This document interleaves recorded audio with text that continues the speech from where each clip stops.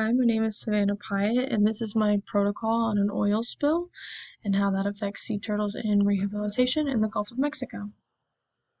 Oil spills in the Gulf of Mexico, off the coast of Florida more specifically. One I'm going to reference to a lot is the Deepwater Horizon oil spill. So the oil rigs, there's a lot of oil rigs in and off the coast of Florida in the Gulf of Mexico. That's what that was supposed to say. Um, there are so many oil rigs out in those waters that at any moment, if one of them had an accident, there's an oil spill. So we have a very big chance that something could happen at any moment. So we need to be prepared for those moments.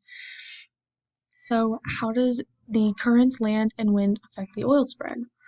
So the Gulf of Mexico has a current system where the water is pulled in more towards the western side and it kind of loops up and around and then comes back down to the southern part of Florida and then goes out that way.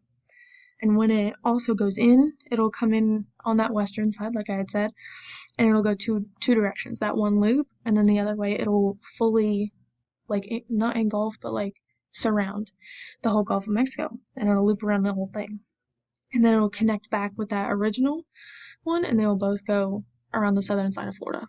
There's also two little spots in the very center where the water just kind of circulates and doesn't really move anywhere else. It doesn't like start one place and then go off somewhere else. It just circulates in the center.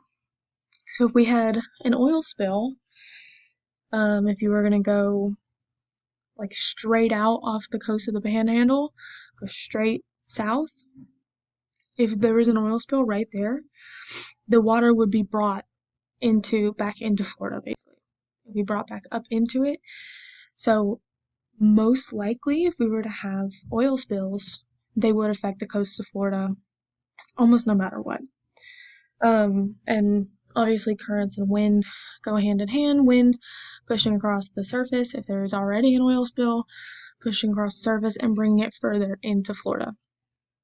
So how can an oil spill cleanup help or harm? Because yes, it is helping when we go to like skim across the surface and get all that oil as much as we can.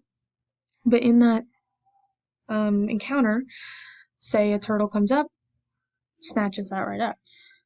There's also burning it. Burning it is obviously very dangerous to marine life, having a turtle trying to come up to surface to breathe or to feed, and it's being burned. You wouldn't think that a turtle would hear that, see that, and go up there, because they would sense the heat, sense the danger, but we don't know. That's always a possibility. Turtles are affected. Here in Florida, we have usually Kemp's Ridley, loggerheads, green leatherbacks, and hawksbills. I believe that we would have more loggerheads and hawksbills than anything else, and maybe green would probably be third place there. So those would be the main species that we would see. I don't think we would see very many leatherbacks, but it's a possibility. Kemp's Ridley. So I'm gonna say logger and Kemp's Ridley we would have the most of than hawksbill. The life stages, all life stages, because we have nesting here. It depends kind of on the timing. For each type of sea turtle, it's going to depend on timing and when they come to breed and when they come to lay their eggs. So we may not see as many hatchlings, post hatchlings after the like breeding and mating seasons because they're just not coming out right now. For all we know, they could be still in their nests and incubating. So if there's an oil spill at that time, it's not really doing anything to them. But when they do come out, if there is an oil spill, that's when they would be affected. And also if oil ends up over their nesting area or even just on the beach, if they need to go into the water, they're all of a sudden caught in a oil trap. So the two early life stages, juveniles, same reason, when they're kind of staying on the coast and they're trying to like feed and stay as close to the coast as possible. While they're growing, coming up to the top to feed, oil along the top. Now they are inhaling oil, ingesting oil, and there's oil on their food source, so they can't eat that either. Subadults and adults, when they go to mate, same reason. they come over and the oil is at the top, and they're both getting involved in oil while just trying to be involved in each other. So all life stages will be affected, and same when it comes to females coming to nest.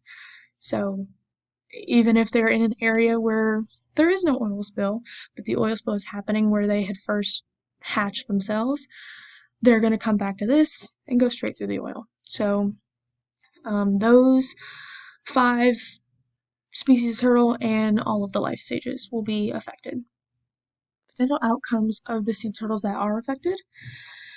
I've got 3 scenarios here. These are the ones that I can kind of think they would be most likely. So a fully covered sea turtle, but no oil was ingested or inhaled. So it was not in its physical body, it is just on the outside. That seems pretty salvageable. You have to clean out the turtle, check it out, make sure it's all good, and it shouldn't be affected too much besides like getting it seeped into its skin and absorbed into its skin. That's going to be your problem.